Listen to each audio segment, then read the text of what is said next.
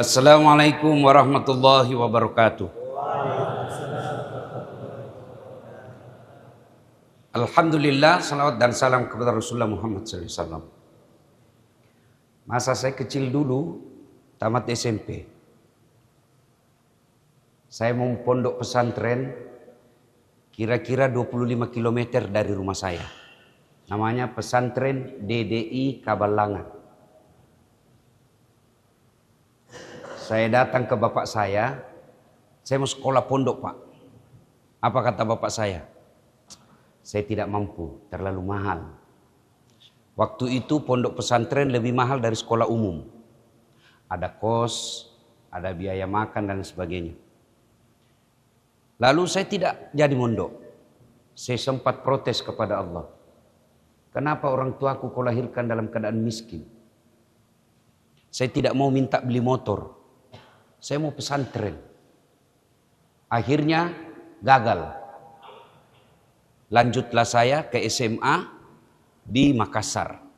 SMA Negeri 4 Makassar. Waktu saya dulu di kampung, kalau dengar ada salah satu keluarga saya tidak usah sebut namanya, merantau ke sini, kuliah, waktu itu tamat SMP, mondok di sini. Saya terkagum-kagum. Enak itu kalau orang sekolah di pondok. Masya Allah. Tapi karena yang mau kasih pondok dia, bapaknya. Bukan dia yang mau. Sekarang ada di Lamongan jadi pedagang. Tidak jadi ustaz. Saya sekolah umum, tidak pernah mondok. Ada di Gontor sekarang ceramah.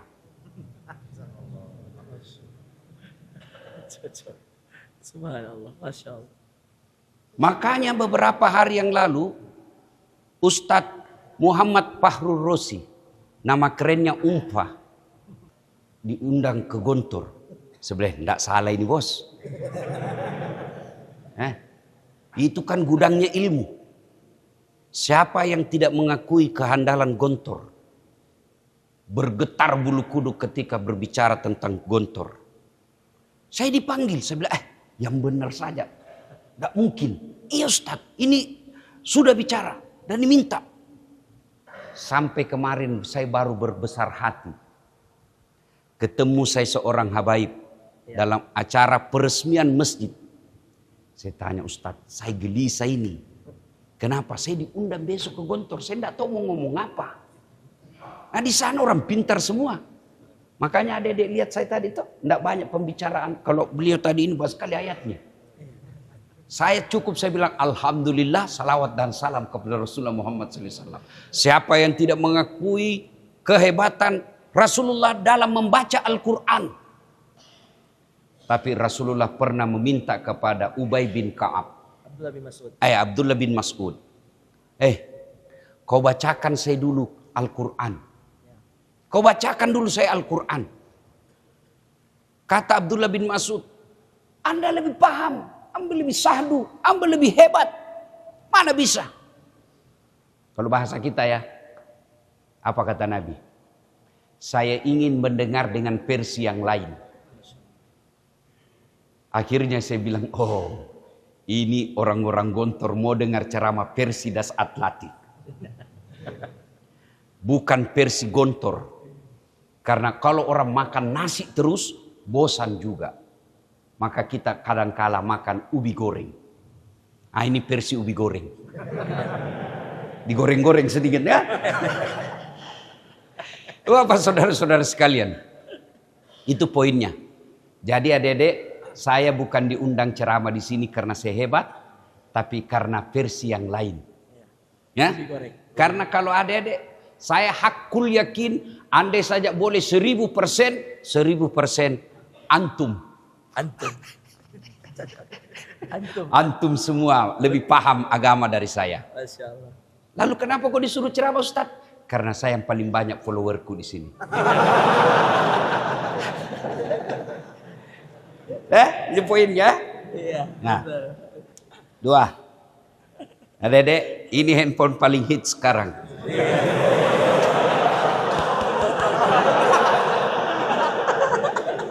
iPhone 17. Iya. 2 tera. Iya. Allah karim. Allah karim, Masya Allah. Dek, kalau saya suruh pilih mana iPhone 17 daripada kitab Asbabul Nuzul? Pilih mana? Pasti bilang iPhone. Hah? Pasti kau bilang kitab. Pencitraan juga kau. Tapi Ali bin Abi Thalib yang diakui oleh Nabi sendiri, dari semua sahabatku, Ali bin Abi Thalib paling cerdas. Ditanya, ya Ali, andai kau disodorkan antara harta dengan ilmu, kau pilih mana? Ali dengan mantap mengatakan, saya pilih ilmu. Kenapa ya Imam? Karena ilmu punya kelebihan 3 dibanding harta. Berapa? 3. Apa itu? 1. Apa itu? Isa, boleh ditunda di sini? Boleh. Alhamdulillah, inilah pondok modern. Modern memang di sini. Kalau di masjid saya itu bisa. sesat. Kalau ini modern. Ini modern ini ya. Ada hadisnya, ada hadisnya. Ada ya, modern ya. Ya. Nah, yang pertama kata Ali, harta kamu yang jaga.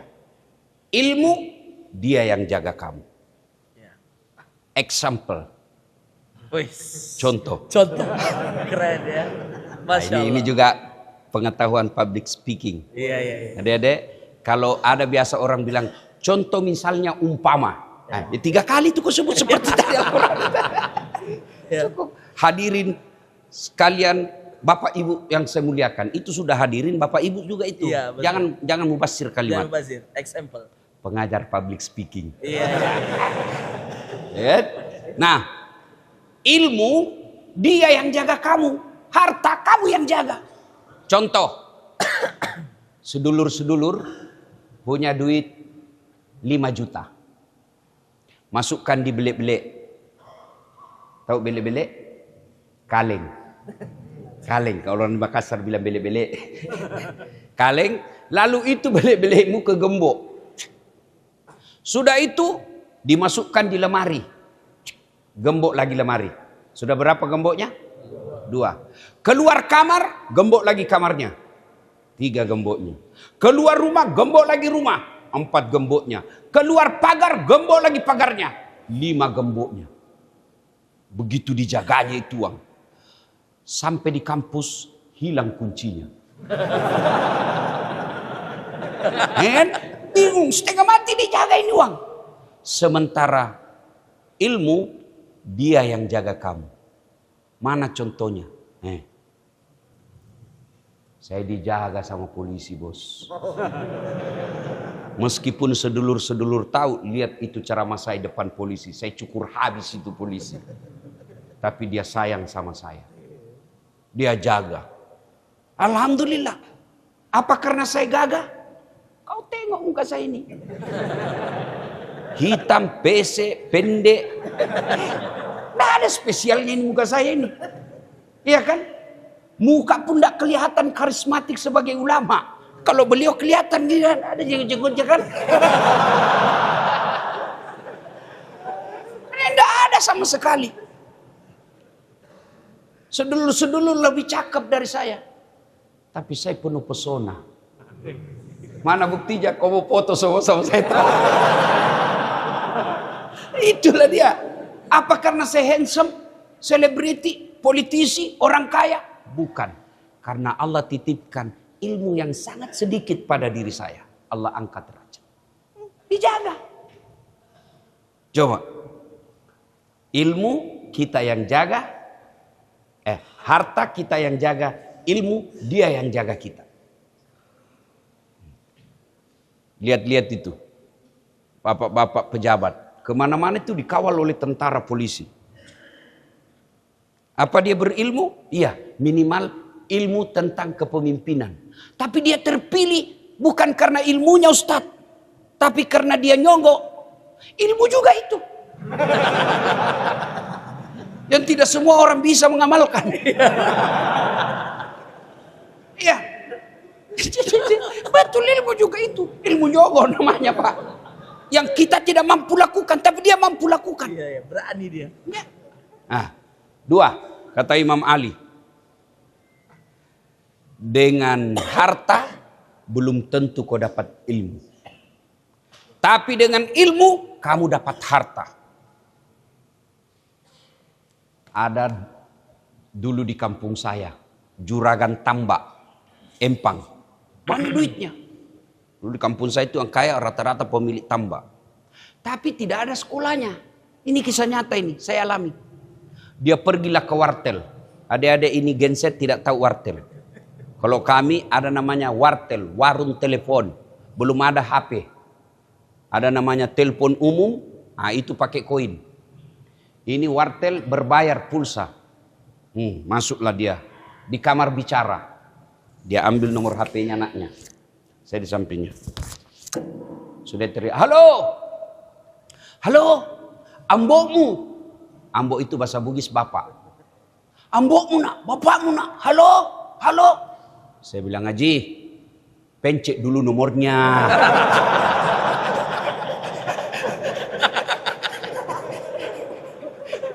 dia langsung saja halo dan pencet nomornya.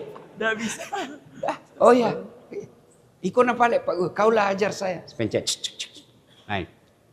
Halo. Jadi dengar lagi. Halo. Saya bilang, Haji, tak balik Haji. Kenapa? Itu yang untuk di mulut dia simpan di telinganya. Yang di telinga disimpan. Mana dia dengar? Halo. Haji, tak balik. Langsung dia bilang, loha. Loha. Saya bilang, bukan halonya terbalik. Gagangnya. Gagang itu kan itu ada di telepon itu ada kan gagangnya seperti telepon ini. Halo, halo. Itu yang untuk di mulut dia simpan di telinganya. Halo, halo. Seperti inilah ini bukan di telinga dia begini. Mana didengar? Halo, terbalik Haji. Langsung dia bilang, loha. Loha. Aduh, bukan halonya terbalik. Itu saya alami. Ini wallahu alam benar atau tidak. Cerita saja ini. Saya pernah dengar. Tapi tidak tahu benar atau tidak. Kan? Pergilah dia di orang kaya ini. Pergilah dia di mall. Pasar raya. Kota. Begitu dia masuk mall. Dia lihat ada tangga lift. Tahu tangga lift dek? Ya kan? Kalau eskalator itu kan begini. Ini yang begini. Tangga lift. Dia kayak situ dia tiba-tiba dia eja. OPEP open. Open. Besar betul pembikin kuenya orang di sini. Karena open di kampung itu pembikin kue mentega. Wih, open. Bahasa Belanda itu. Bahasa Belanda ya. Wih, besar betul. Tiba-tiba ada orang Tionghoa. Putih kan? Mau masuk. Wih, jangan masuk, panas. Jangan masuk, panas. Masuk orang Tionghoa. Tertutup pintu. Selang beberapa saat terbuka keluar orang Afrika. Dia teriak, saya sudah bilangi kamu jangan kau masuk, harus kau keluar. Dia kira harus hidup rentongnya pada lain. Itu duitnya banyak, tapi tidak ada ilmunya. Dia pergi makan ke resto. Ditanya sama anaknya, bagaimana Pak? Enak di semua makanan? Ush, Masya Allah, enak semua itu tadi makanan. Satu saja saya tidak suka. Kata anaknya, mana? Itu yang tipis putih, setengah mati kutelan, tidak mau masuk.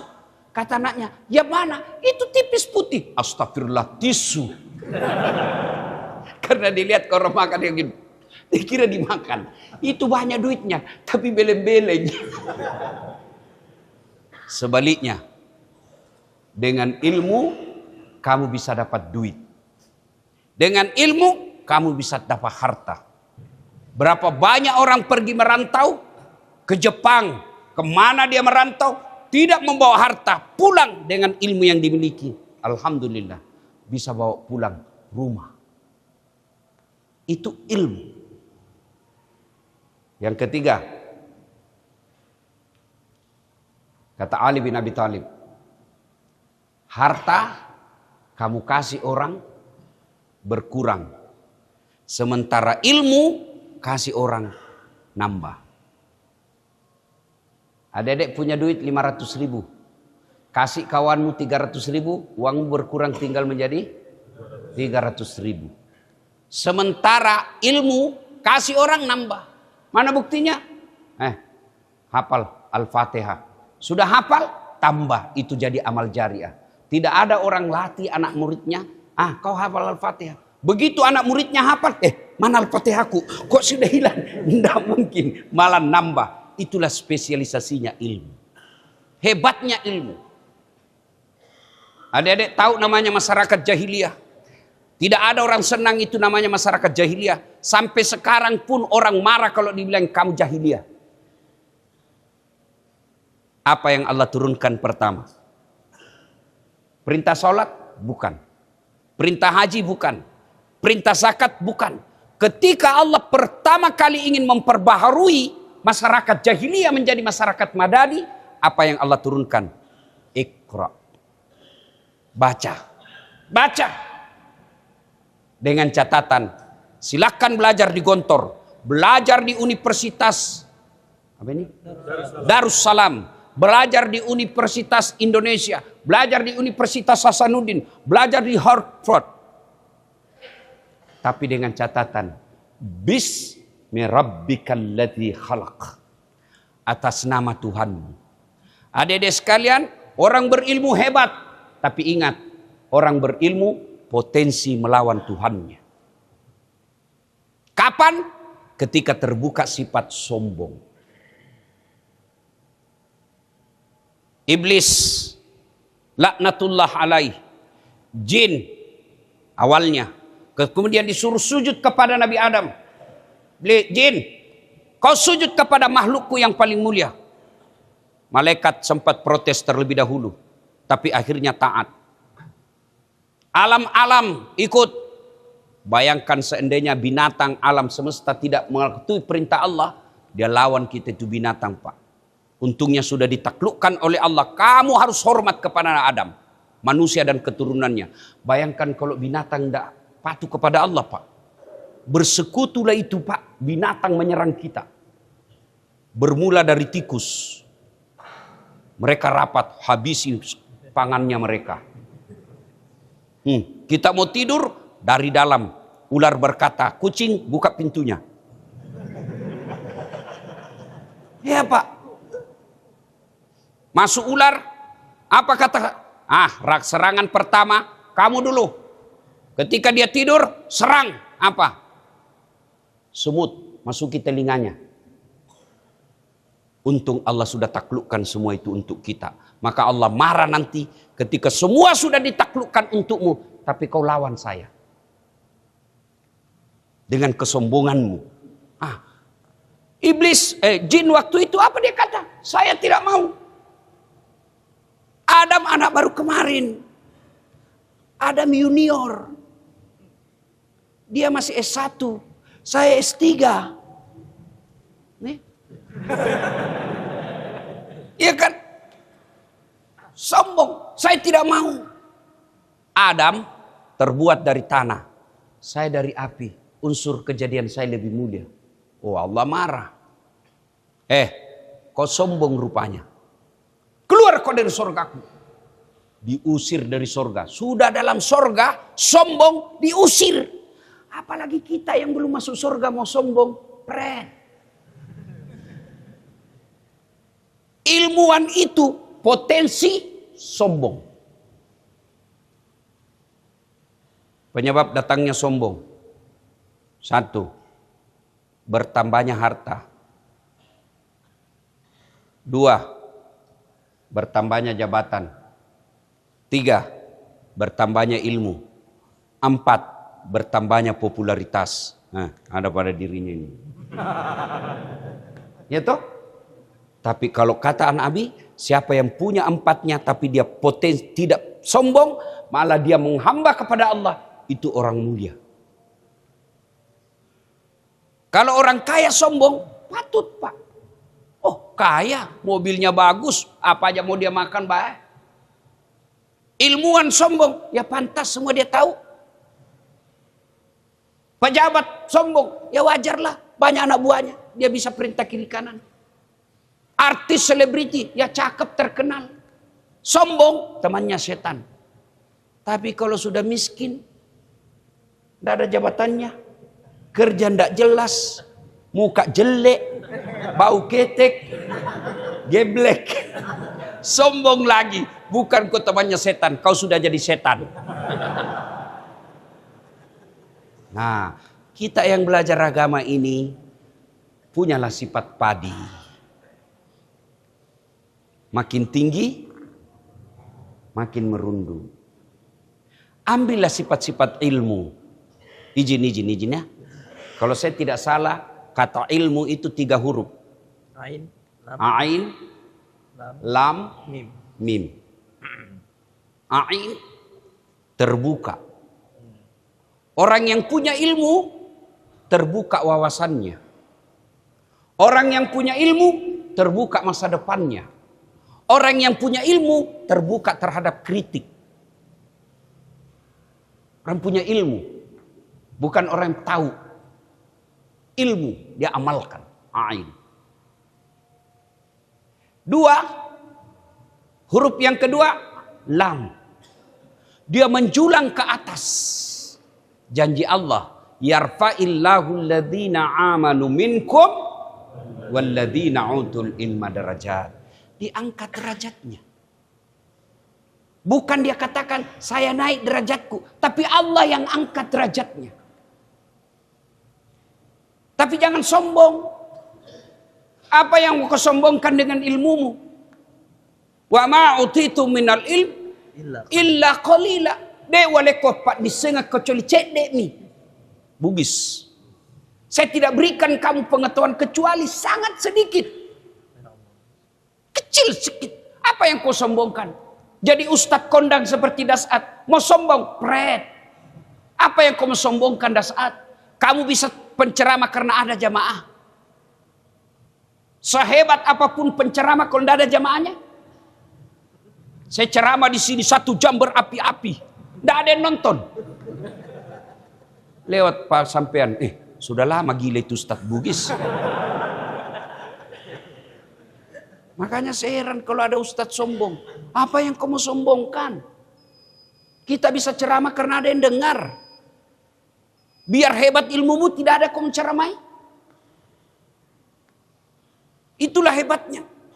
Jangan sombong. Ada cerita ini. Saya tidak tahu benar atau tidak ini. Ada dosen banyak sekali gelarnya. Bertumpuk-tumpuk gelarnya. Ketika sudah dekat-dekat pensiun, dikomplain sama istrinya. Pak, biasanya kalau kau mau pergi mengajar, kau cium jidatku. Ini sudah hampir 2 minggu, tidak pernah kau cium-cium saya. Dalam hati suaminya, astagfirullah. Berarti siapa saya cium selama ini? Ternyata pembantunya dia cium. Kalau kau pikun, tidak bisa kau bedakan mana istrimu, mana pembantu. Masya Allah. Apa yang kau mau sombongkan dengan ilmu ini? Kau mau sombong, Allah cabut ilmumu. Hilang, lenyap. Maka jangan sombong dengan ilmu. Diangkat derajatmu, tapi jangan sombong. Ditutup dengan huruf ketiga. Mim. Ain, lam, mim. Tur. Ke bawah ekornya. Pepatah mengatakan, gantungkan cita-citamu setinggi langit, setinggi bintang di langit, tapi rendahkan hatimu seperti mutiara di dasar laut. Tidak dikenal ini pepatah anak genset. Kalau kami dulu sekolah, pepatah diajarkan, pantun diajarkan, sejarah diajarkan. Bahkan sampai ibu kota setiap provinsi diajarkan, lengkap dengan gubernurnya, lengkap dengan binatang khasnya, dan lengkap penghasilan utamanya di situ. Dulu. Sekarang anak-anak Pancasila pun banyak yang salah-salah. Diajarkan pantun. Gantungkan cita-citamu setinggi bintang di langit, rendahkan hatimu seperti mutiara di dasar laut. Dia rendah di bawah sana, tapi orang cari. Dia di dalam laut tersembunyi, tapi orang cari. Kenapa? Karena itu punya ilmu, orang cari.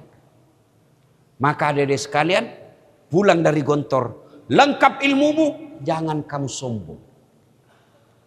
Ada ustadz yang sombong? Ada. Mana ciri-cirinya? Satu, menolak perbedaan pendapat. Ada itu ustadz seolah-olah dia panitia hari kiamat. Bid'ah, masuk neraka. Masuk neraka. Saya bilang, kayak dia sudah ini jadi Tuhan. Sebarkan agama ini sebagai alumni Universitas Darussalam. Menyebarkan keselamatan, menyebarkan kedamaian. Kalau sedulur-sedulur tahu orang di situ kunut, tidak usah kau bahas tidak kunut. Maka ngapain kau bahas? Lebih baik bahas yang lain. Masih ada tema yang bagus. Ini dia semakin tahu di situ itu yang ditiba. Syukur alhamdulillah, yang membawa dakwah-dakwah Islam pertama kali ke bumi Nusantara adalah mereka-mereka yang dakwanya dakwah rahmatan lil alamin. Silakan berbeda pendapat, hormati pendapat orang tanpa kau menghina perbedaannya. Ini kan saya selalu contohkan, kan itu. Saya cuma tidak tahu imam mazhabnya, cuma saya tahu Allahu Akbar. Pertama selesai takbiratul ihram, meletakkan tangan itu kan macam-macam. Ada yang begini. Ada kan? Sudah di atas dada. Allahu Akbar. Yang kedua, antara perut dengan dada. Antara pusat dengan dada. Nah, dia di sini. Yang ketiga, Allahu Akbar. Pas di atas pusat. Yang keempat, Allahu Akbar. Di bawah pusat. Yang kelima, Allahu Akbar. Ada yang lurus begini. Ya kan? Mau begini silakan. Mau begini silakan. Yang salah kalau kau tidak mau terima orang. Begitu ada di sampingmu begini, kau kasih begini. Rusuh. Rusuh. Yang kedua, menjadi rusuh. Kenapa? Kalau kau pakai semua. Itu yang salah. Mau begini silakan. Mau begini silakan. Semua ada imam mazhabnya. Yang tidak boleh kalau kau pakai semua. Allahu Akbar. Itu sudah saya yakinkan pasti salah itu. Ini namanya inkonsisten. Iya. Jadi adik-adik sekalian, kenapa Gontor sampai sekarang sudah mampu milad 100 tahun, 1 abad. Sabang sampai Merauke ada cabang-cabangnya. Karena dakwanya yang rahmatan lil alamin. Diterima semua golongan. Adik-adik sekalian, dakwah. Kalau kamu tahu di sana mereka barsanji, jangan kau bahas, tidak boleh barsanji. Kalau di sana kau tahu dia taksiyah, tidak usah kau bahas, jangan taksiyah. Lebih baik bahas yang lain. Lihat konten-konten dakwah saya, sederhana tapi orang senang. Kemarin saya di Plaza Indonesia, ketemu non-muslim, malah dia cium tangan sama saya. Meskipun kita berbeda keyakinan Ustadz, tapi saya senang dakwah-dakwahnya Ustadz. Lanjutkan terus, gaspol. Saya bilang begitu. Di tempat lain lagi di bandara, dan saya tahu non-muslim karena mukanya Tionghoa. Saya non-muslim Ustadz, saya senang dakwah-dakwahnya Ustadz.